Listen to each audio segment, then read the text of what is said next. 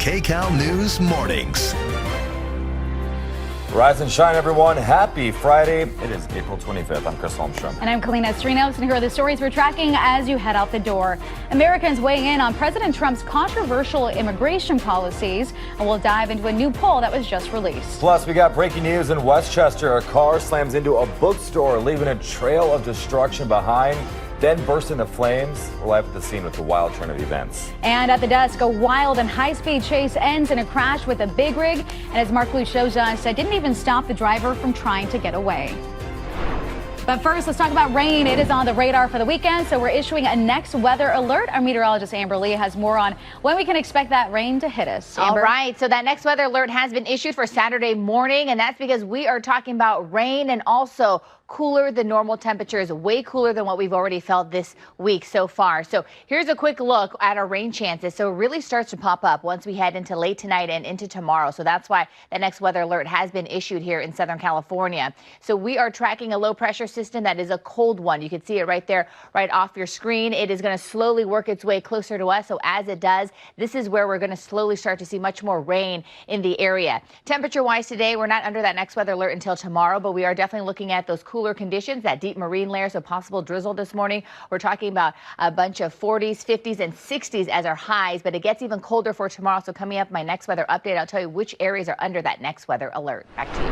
All right, Amber, thank you. Let's get you outside right now for a look at the traffic conditions, and also a heads up with that next weather alert and the rain that we're expecting to see.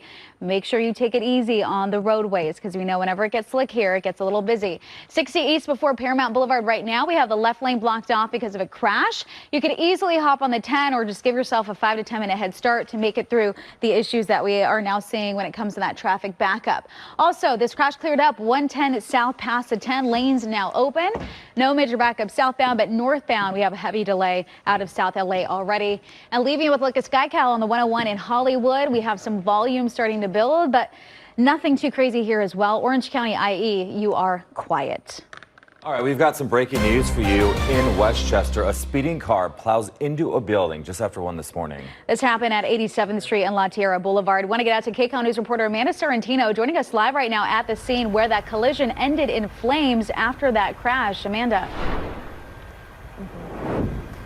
Good morning. A very crazy scene here overnight, but now that car has been taken away. Police still on the scene here, keeping an eye on the storefront because you can see it's still just open. The city was out here a few hours ago to board it up, but actually they weren't able to do so. They needed more boards, so they had to go get that. So for now, police are keeping an eye on this store. You can see how much damage was done here. Still glass shattered everywhere. And this is actually the Westchester Triangle. So this is where a lot of farmers markets happen. You might have come to some restaurants over here as well. The store right at the end of Sepulveda Eastway. So take a look at the video from overnight where you can see just how damage was done to this store.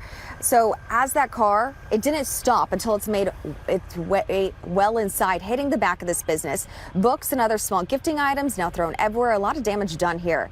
Police say that this happened just after 1 this morning. They were responding to a vehicle into a building. That car, though, didn't stay in the store for long. Police say the driver managed to back the car out of the store, driving into the adjacent parking lot, and that's when it caught fire. So this video here from the Citizen app shows the car in flames. Somehow the driver was able to escape the car with no injuries, and no one else was hurt in all of this. The car has since been towed. The owner or manager of the bookstore has not been to the store yet this morning. So the Book Jewel, it's a woman-owned independent bookstore with 3 stories of space that serves as a community hub, according to its website.